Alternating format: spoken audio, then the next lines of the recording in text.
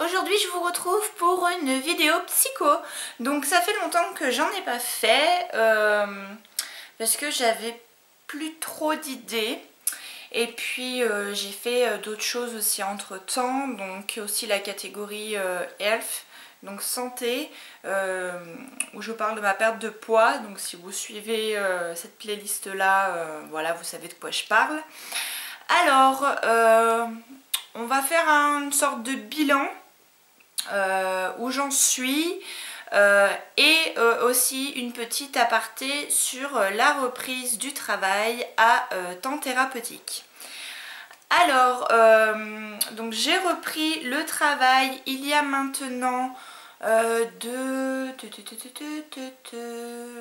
je dise pas de conneries, en octobre. Donc voilà, donc ça va faire 4 mois. Voilà. Donc voilà, donc j'ai repris à tiers-temps thérapeutique. Donc qu'est-ce que le temps thérapeutique? Alors en fait, quand vous êtes en arrêt de travail pendant une longue durée, donc moi ça allait faire bientôt 2 ans. Donc en fait vous pouvez prétendre à recommencer le travail, mais doucement. Donc ce qui se passe, c'est que votre médecin qui vous prescrit, qui vous met en arrêt, va simplement cocher la case soit à temps partiel thérapeutique, soit une reprise à mi-temps thérapeutique. Alors, c'est quoi la différence entre les deux? Alors tout simplement, c'est donc la reprise à temps partiel, donc c'est moins qu'à mi-temps. Alors à mi-temps, sachant que si vous êtes à 35 heures, vous allez avoir la moitié de ce temps-là pour travailler. Donc c'est-à-dire 35 divisé par 2, ça doit faire 17,5 heures par semaine à peu près. Voilà. Donc voilà, donc en fait c'est tout simplement ça, c'est que à mi-temps, donc vous reprenez à la moitié du temps à laquelle votre contrat était. Donc moi par exemple mon contrat n'était pas de 35 heures mais de 30 heures, ce qui fait qu'en fait si j'avais repris à mi-temps thérapeutique, j'aurais repris 15 heures par semaine. Et donc là, une reprise à temps partiel, c'est moins que le mi-temps. Donc ça veut dire que vous êtes apte à reprendre votre travail, mais qu'un mi-temps est quand même trop élevé et qu'il faut reprendre plus doucement que ça. Moi, c'est ce qui s'est passé. Donc moi, je suis à tiers-temps. Donc un tiers-temps, donc c'est un tiers de votre temps de travail. Donc ce qui fait que moi, comme je suis à 30 heures par semaine, donc j'ai repris à 10 heures par semaine. Alors comment ça se passe? Alors déjà, à savoir que c'est quand même soumis à un accord de la sécurité sociale. Donc ce qui se passe, c'est que vous posez votre arrêt de travail comme d'habitude à la sécurité sociale, à votre employeur.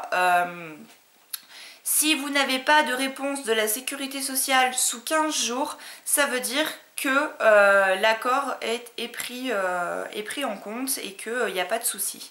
Ensuite, ce qu'il faut savoir, donc si vous le savez un peu à l'avance que vous allez reprendre à temps partiel ou à mi-temps thérapeutique, c'est bien de prendre contact avec votre employeur et de définir vos horaires de travail et à savoir si lui accepte ou pas. Parce que il faut savoir que un employeur est en droit de refuser un tiers-temps ou un mi-temps thérapeutique, mais à certaines conditions. Il ne peut refuser que si il fournit la preuve qu'il ne peut pas, enfin votre poste ne peut pas que quelqu'un ne peut pas vous remplacer, que l'organisation de travail va être compromis, etc. Donc c'est vraiment, c'est très rare quand les employeurs disent non, mais ça peut arriver. Mais sachez que si ça vous arrive, ils sont obligés de fournir un justificatif décent. Et vraiment c'est pas un truc à la mort moelleux du style ouais on trouvera personne pour remplacer sur les 20 heures qui restent. Non, ça rentre pas en ligne de compte. C'est que vraiment l'organisation au travail va être totalement chamboulée et que ce n'est absolument pas possible. Donc autrement dit, c'est juste quasiment impossible, ou alors c'est vraiment que votre patron il met de la mauvaise volonté, n'est-ce pas? Mais ça peut arriver. Donc voilà, alors en fait, donc quand vous reprenez, donc vous fixez vos horaires de travail avec votre patron, donc quel jour vous allez aller travailler, combien de temps par jour vous allez travailler, etc. Ensuite, à savoir que pour reprendre votre travail, quand vous avez été arrêté plus de 6 mois d'affilée, il faut obligatoirement repasser une visite médicale du travail. Alors tout simplement, cette visite médicale va en fait faire le point avec vous de votre situation actuelle, comment vous vous sentez, quelles sont vos difficultés, etc. etc. Donc vous avez 48 heures à partir de la date de reprise, il me semble. Je pense que j'espère que je me trompe pas, à vérifier. Mais voilà, donc c'est 48 heures ou une semaine, je sais plus. Enfin bon, voilà. Donc quoi qu'il arrive, de toute façon, vous êtes quand même obligé de repasser une visite médicale. Donc la visite médicale va soit valider et appuyer, soit refuser, parce que la visite médicale peut également vous refuser. Donc voilà. Et du coup, ce qui va se passer, c'est que ça va tout simplement vous donner l'autorisation de retravailler ou pas. Donc moi, en ce qui me concerne, j'ai été apte à retravailler avec quand même une certaine clause. La médecine du travail a estimé que mon état de santé ne me permettait pas de travailler plus de 4 heures par jour consécutives. Donc j'ai pas le droit de travailler plus de 4 heures en une journée. Pas de surcharge de travail et pas de travail trop complexe. Alors c'est-à-dire, parce que c'est vague, hein. Moi je suis comptable, donc sachant que en comptabilité il y a quand même des choses super compliquées, on se creuse la tête, voilà, on a des papiers importants à faire, on a des responsabilités, donc voilà, donc c'est surtout par rapport à moi, à mon travail, à mon poste qu'il a été décidé ceci, parce que quand on m'a dit que je pouvais reprendre, il était bien sûr hors de question de me confier des tâches avec des responsabilités, des choses qui allaient me stresser encore plus que je n'en avais besoin. Donc pour reprendre le travail dans de bonnes conditions, simplement faire des tâches simples pour recommencer petit à petit et après réinclure des travaux un peu plus compliqués. Voilà. Donc moi, en ce qui me concerne, ma reprise de travail s'est très bien passée. Ça m'a quand même fait énormément de bien. Franchement, ouais, vraiment énormément de bien. Même si je ne travaille que 10 heures par semaine, donc 10 heures, en gros, ça me fait 3 demi-journées. Donc ça me fait 2 après-midi de 13h30 à 17h et une matinée de 9h à midi. Donc c'est pas la mer à boire, hein, j'ai envie de vous dire. Ça remet vraiment dans le bain petit à petit, c'est super. Moi, en ce qui me concerne, mon retour s'est très bien passé. Enfin voilà, avec mon employeur ça s'est très bien passé, enfin on s'entend bien quoi qu'il arrive, donc voilà. Mais du coup vraiment ça fait du bien au moral déjà de se bouger un peu de la maison et de faire autre chose. Sans pour autant se mettre la pression et se dire est-ce que je vais tenir jusqu'à la fin de la semaine, etc. Non, voilà, vous avez vraiment pas beaucoup de temps de travail, ça passe très vite, ça fait du bien. Franchement, si je peux vous conseiller quelque chose, c'est que si vous êtes en arrêt de travail depuis longtemps et que vous avez l'occasion de pouvoir reprendre à mi-temps thérapeutique ou en temps partiel thérapeutique, foncez, parce que franchement ça fait du bien et je vous garantis que de rester à la maison c'est pas le bon. Dans certains cas ça aide, mais dans d'autres ça contribue au fait de vous sentir mal. Donc voilà. Donc c'est... voilà, je pense que j'ai tout dit pour le temps thérapeutique de travail.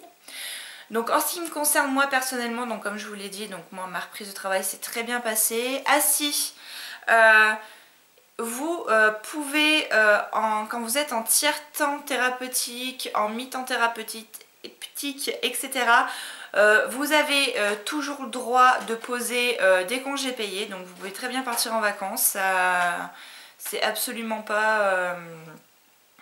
interdit. Donc vous pouvez partir en vacances, vous pouvez être malade, donc je veux dire vous pouvez très bien être malade et être arrêté une semaine. Donc moi c'est ce qui m'est arrivé là parce que j'ai pris la grippe. Donc alors à savoir que c'est quand même compliqué parce que alors vous pouvez être malade mais alors il faut bien remplir le papier correctement. Donc votre médecin quand il va vous prescrire votre arrêt de travail, donc il va bien falloir qu'il mette déjà prolongation parce que c'est une prolongation et ensuite le même comment dire la même cause, enfin vous savez l'observation pourquoi on est malade, il faut bien qu'ils mettent la même chose que ce qui concerne votre temps thérapeutique parce que en bas quand il va mettre reprise du travail le temps, faut pas qu'il oublie de remettre à tiers-temps thérapeutique jusqu'au temps etc. Donc c'est hyper compliqué, il faut surtout bien y penser parce que sinon quand il vous fait une reprise normale, moi je vous parle de ça si vous avez deux médecins différents. Donc moi j'ai un médecin traitant qui traite ma maladie et j'ai un médecin de famille que je vais voir quand j'ai la grippe, une gastro, n'importe quoi. À savoir qu'il faut vraiment bien y penser parce que sinon ça peut poser des problèmes parce que lui il va vous faire un arrêt de travail et reprise normale. Seulement du coup votre temps thérapeutique va être scratché par ça. Donc à chaque fois que vous avez un nouvel arrêt de travail, pensez bien à bien remettre reprise à partir du temps jusqu'au temps à temps thérapeutique et avec la même affection qui vous touche parce que sinon ils vont dire oui mais comment ça se fait que c'est pas marqué pareil machin et tout alors qu'il voit bien que c'est pas le même médecin et qu'avant vous aviez une grippe et que vous êtes toujours bipolaire même en étant la grippe, voilà, même en ayant la grippe, pas en étant. Donc voilà, donc c'est assez compliqué. Voilà. Donc sinon ça se passe bien. J'ai pas repris de régulateur d'humeur parce que ça me faisait grossir et ça me faisait plus de mal que de bien.